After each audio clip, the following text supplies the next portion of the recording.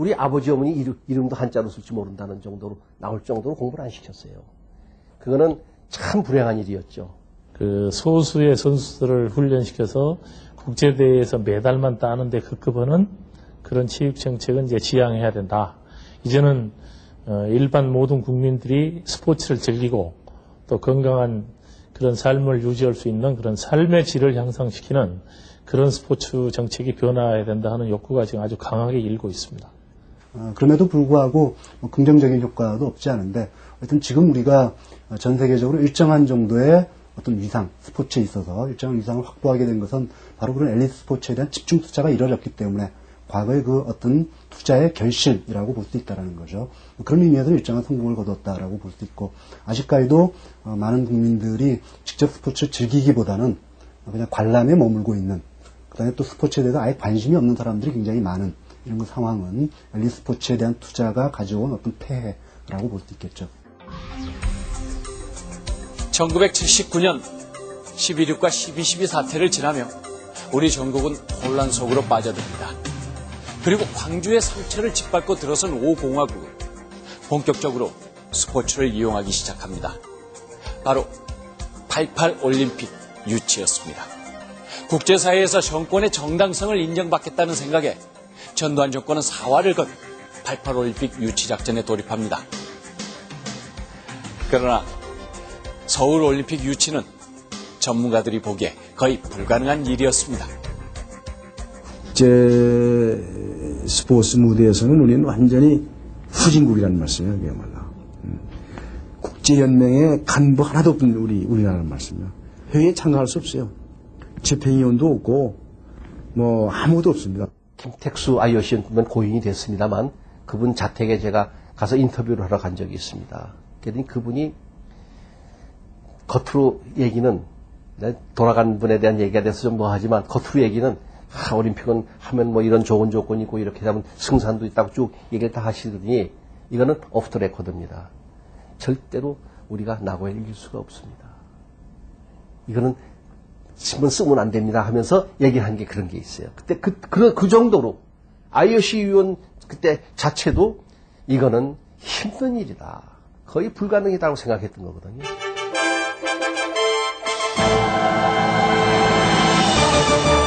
서울 올림픽의 유치는 사실 제5공화국 들어와서 갑자기 이루어진 게 아니고 그 훨씬 전에 박정희 대통령께서 살아계실 때부터 이것을 계획하고 꿈꿔왔던 겁니다.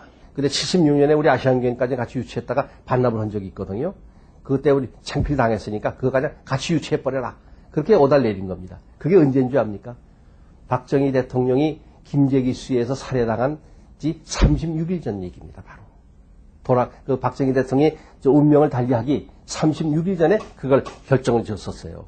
경호실장 하던 박정규 씨가 있습니다. 올림픽을 하면은 우리나라의 GDP가 10%가 발전한다. 10년이 앞서간다 그랬어요.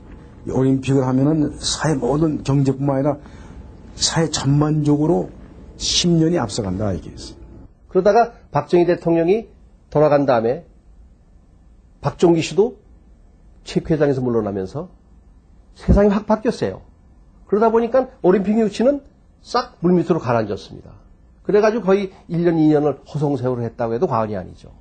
그때 이제 전두환 대통령 통치 시대가 된 거 아닙니까? 그때 그것이 다시 논의가 되기 시작했어요. 빌드 세울.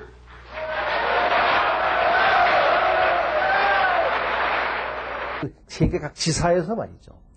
그 주재 사원들이 IOC 위원, 주재국 IOC들을 만나기는 그렇게 어렵지 않거든요. 만나가지고 설득을 하고 한국의 올림픽을 개최해야 되는 당위성 것도 설명을 하고 이렇게 했겠죠. 그래서 결국 우리가 좋은 표를 얻은 거 아닙니까?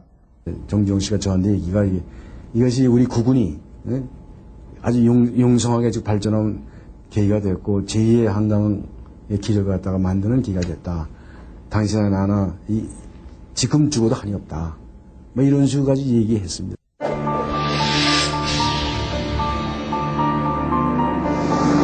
한마디로 얘기해서 다 미쳤다 얘기했죠. 준비도 안 돼 있고 이 경제적으로 어려운 상황 속에서 우리 아시안게임도 하지 못한 나라가 어떻게 올림픽 유치하냐. 그래서 물론 체육계에서도 우리가 준비가 되지 않았다. 시설 문제도 있고 뭐 경기력 문제도 있고 이러는데 더 중요한 것은 이제 정부 사이드에서 그 당시에 남도구 씨가 총리를 했었는데 그분이 결사 반대했습니다. 이는 우리가 도저히 그 자금 조달할 수도 없고 이 올림픽을 조직할 수도 없다. 이거 반환하란 말이지. 이런 움직임이 더 강했습니다. 문제는 과연 대한민국이 올림픽이라는 인류의 평화 축제를 치러낼 만한 그런 도덕적 자격이 있는 국가인가. 그런 차원에서의 외국의 비판은 참 뼈아픈 그런 비판이었는데요. 국내에서 올림픽 유치를 반대하는 사람들도 비슷한 맥락에서 전두환 정권의 올림픽 유치를 반대했다고 생각을 합니다. 올림픽의 시작점이 국민에 대한 그 아픔, 그리고 광주항쟁에 대한 진실, 이런 문제를 덮어두려는 정책으로 받아들였기 때문에 시작서부터 올림픽 문제에 대해서는 그때 당시의 학생들한테 시각이 좋지 않았습니다. 80년 광주 민주화 운동 사건 이후에 때문에 그 다음은 또 미 문화원 점거 사건, 그다음에 재야 인사들의 민주화 운동, 이것이 겹쳐가지고 이 올림픽 준비에 국민적 호응을 못 받은 것이 제일 가슴 아팠고, 다음 물리적인 건설은 아무 문제가 없었습니다.